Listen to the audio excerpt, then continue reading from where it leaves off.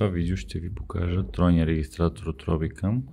Той има 3 камери. Предна, която снима напред, докато шофирате. Вътрешна камера, която снима вътре в купето. Нея може да движите и да си я местите на където искате. По този начин. Имате и задна камера. Ето задната камера, която е с 6 метров кабел, за да може да си го приберете. И това, което също имате в комплекта, е захранване, което е към запалката Type-C, дълъг кабел, който да скриете. Имате една стойка, която е тип вендуза. Стойката се монтира ето по този начин. Тук. И може леко да се сваля. Имате и още една стойка, която е тип за захващане към стъклото. Ето тук може да се монтира и демонтира тази стойка. Това, което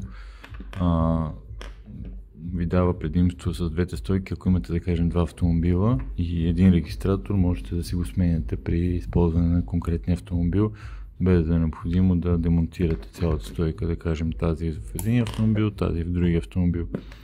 Или пък просто едната да е резервна, просто имате 2 броя в комплект. Захранването става ето от тук, включваме го. Той стартира и може да видите предната камера. Сега в момента ни казва, че трябва да сложим карта памет. Ето е предната камера, ето и вътрешната камера, как снима. Задната камера също ще я включим, за да я изтестваме. Ето предната камера, вътрешната камера и задната камера, които може да гледаме едновременно или по-отделно. Ето едновременно трите камери, които можем да гледаме. Те иначе записват и трите едновременно, но ние избираме коя да виждаме на момента. Предната е с 4К резолюция, другите са Full HD. И съответно това, което допълнително имаме като опция, е да се свържим с телефона.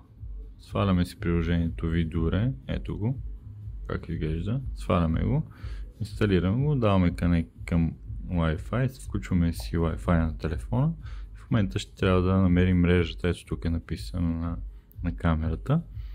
След като намерим, да напишем паролата от 1 до 8, както е описано. 4, 5, 6, 7, 8. Даваме свързване.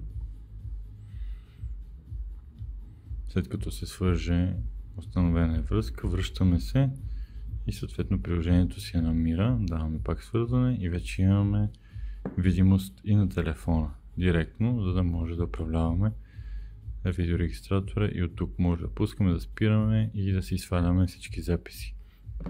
Хубавото на този видеорегистратор е, че има опцията паркинг монитор, което означава, че с едно натискане тя ще ни пази колата през нощта, дори да няма ток към нея, защото ето паркинг гард се казва, защото той има вградена батерия. И при най-малкото разклащане на автомобила, нека го тестваме даже, той ще се събуди и ще запише на трите камери. Ето спираме ток.